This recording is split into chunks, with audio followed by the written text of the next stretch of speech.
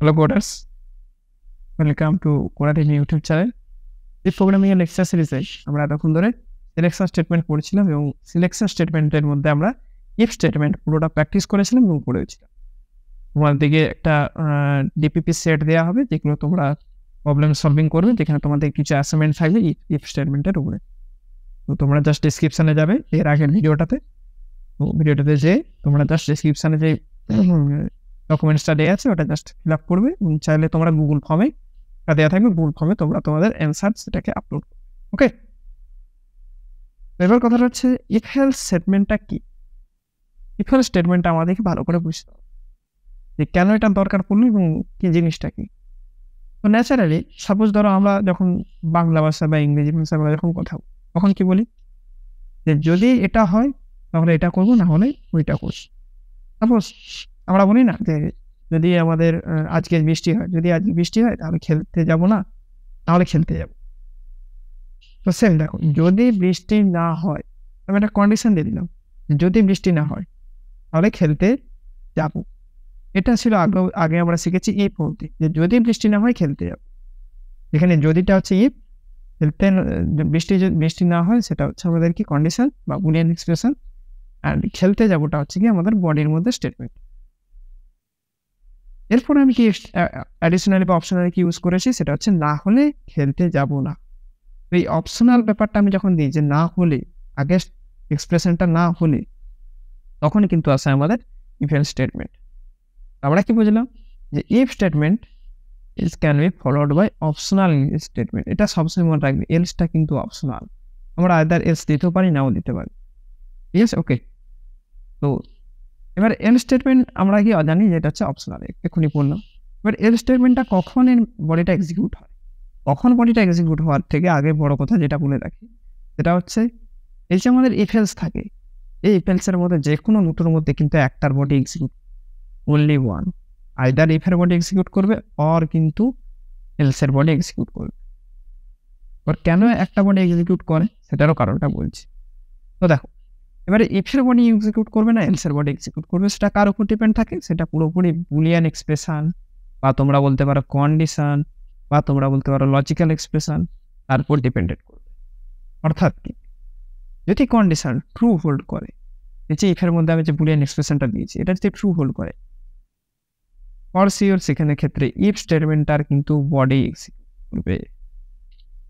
আর যদি না হয় তখন কিন্তু আমাদের এল স্টেটমেন্টের বডি এক্সিকিউট করবে। আমরা কি দেখতে পাচ্ছি, কন্ডিশন যদি ফলস হয়ে যায় তখন কিন্তু এল স্টেটমেন্ট আমাদের এক্সিকিউট করবে।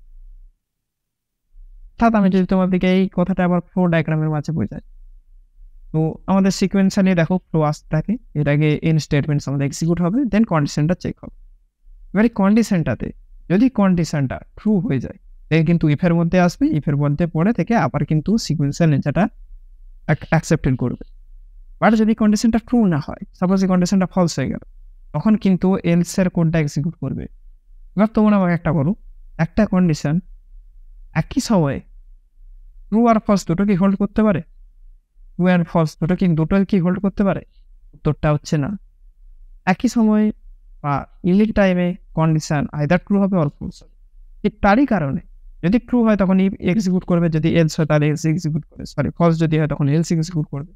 যেহেতু কন্ডিশন একটা টাইমে শুধুমাত্র ট্রু থাকে নাহলে ফলস থাকে, তার জন্য আমরা কি বলতে পারি যে অ্যাট এ টাইম হয় ইফ এক্সিকিউট করবে, নাহলে কিন্তু এলস এক্সিকিউট করবে।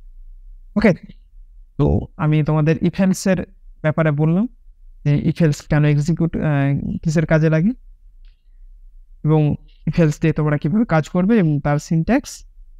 আর বারবার বলে রাখি এলসটা কিন্তু হচ্ছে আমাদের অপশনাল হয়।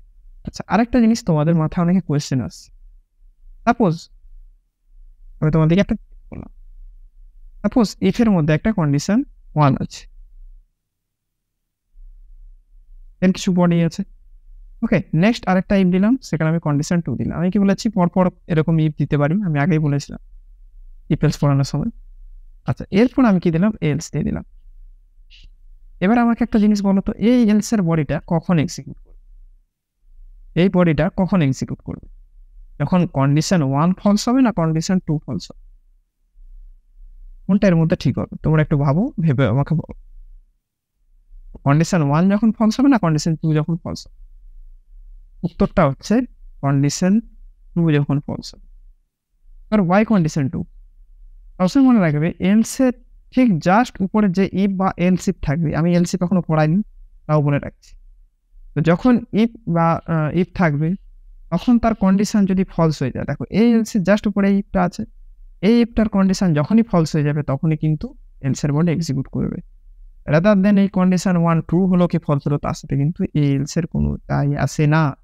ওকে, this is only applicable for if else. আমি তোমাদেরকে যেটা বললাম, ইফ এলিফ এলস এর ক্ষেত্রে কিন্তু ম্যানারটা একটু আলাদা রকম হয়, তখন যখন আমি পড়াবো তখন আমি ভালো করে বলবো। তো এতটা ছিল আমাদের ইফ এলস এর থিওরি, এবং যা যা বলতে হয় আমি সবই বললাম। সবসময় মনে রাখবে এলসটা কিন্তু অপশনাল এবং সবার শেষেই কিন্তু বসে। তুমি এরকম না আগে এলস লিখবে তারপরে কিন্তু ইফ লিখতে পারবে, এরকম না। ওকে, এতদূরই ছিল আমাদের ইফ এলস। নেক্সট ভিডিওতে আমরা ইফ এলস এর উপরে কিছু প্রবলেম সলভ করবো। ওকে, টিল দেন তোমরা এটা আরো পড়তে থাকো। আর ভিডিওটা যদি ভালো লেগে থাকে লাইক, শেয়ার এন্ড সাবস্ক্রাইব করো, এবং টেলিগ্রামে দেওয়া চ্যানেল লিঙ্ক আছে, সেখানে যে তোমরা সবাই জয়েন করে। Thank you.